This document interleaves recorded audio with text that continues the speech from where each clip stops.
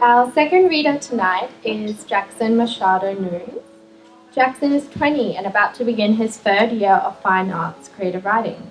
He's freshly published in Scratchthat Magazine and hopes that climate change will allow him enough time to be published plenty more.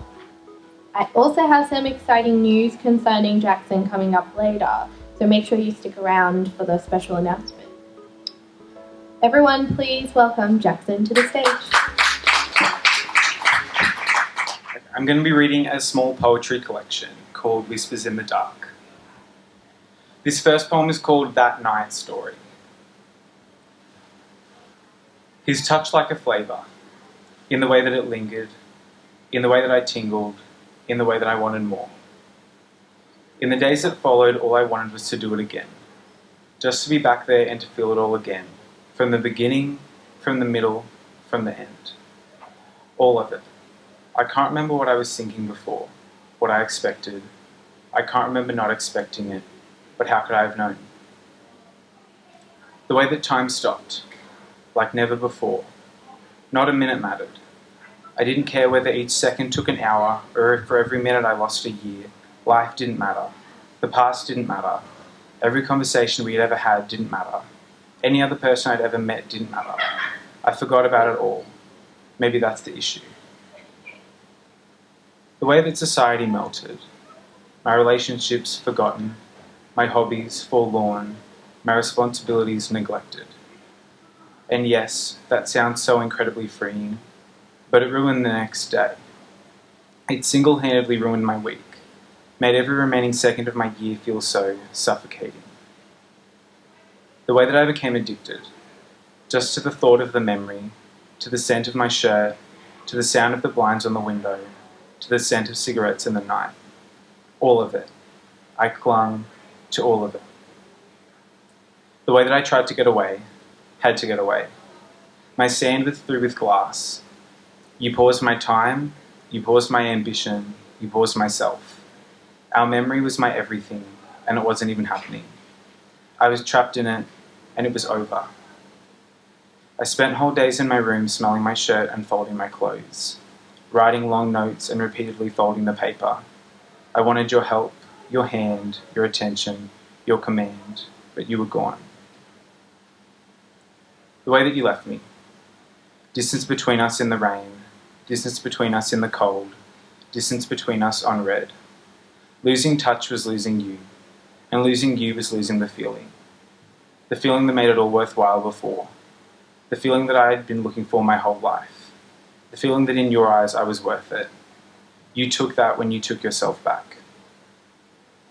The way I hated it, couldn't stand it, fought it, banned it, not even able to stand it. You lost me when I lost you. The space that you filled had cost you. I washed the shirt and I was done. Time to leave behind the fact you're not the one.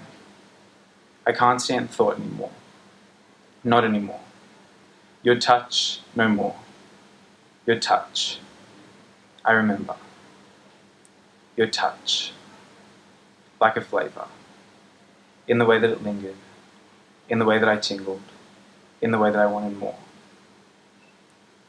This next poem is called Side AD. I hope this is a good poem. I find it hard to write poetry. A clairvoyant told me that I'd never be known for my poems, so now I feel like no matter how much of my soul I pour into a poem, it'll never be good. I'm at Coles, and I hate going to Coles, but I'm there. The scrunch of her lips, and I know I've done something wrong. I've been an idiot, I've been a brat. Within myself, I tell me that. I push the problem away, and she asks me why. I say I just don't need it, it's fine, and I beg the universe that she let me be invisible. I'm at Coles, and I hate going to Coles, but I'm there. I'm a child, a nuisance. I'm the ugly half of a deal 20 years in remission. Still around. The reds and the greens, and I can't focus. I've been an idiot. I've been a brat. Within myself, I tell me that. She won't voice her frustration because she suddenly decided to try and understand. But I don't want her to. Not now that I already regret what I said. I'm at Coles, and I hate going to Coles, but I'm there. My words are blank and I'm dragged into a void. Nothing but the bright lights, all my mistakes, and the noise. I've been an idiot. I've been a brat. Within myself, I tell me that. The guy at the register is the one that likes to compliment my nails. He asks what I did for Halloween, and I tell him I went socially distanced apple bobbing. He didn't even know what apple bobbing was. I'm at Coles, and sometimes I like it here, but not today. And this last poem is called I Find Myself Waiting for Whispers in the Dark. I find myself waiting for whispers in the dark. After afternoons of skipping my home workout and rechecking the calories in a serving of coconut milk.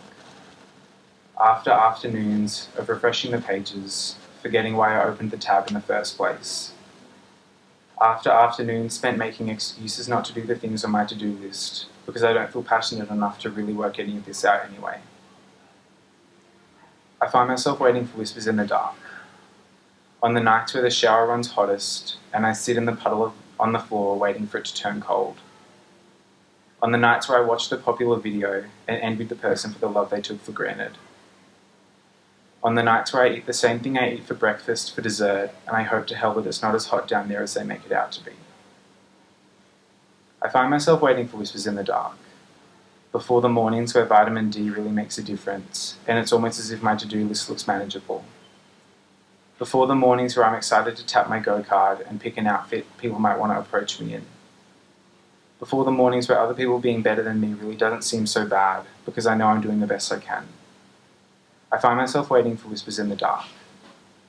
Call my name, it's the same as yours. Knock on my window, you know where it is. I miss you too. Thank you.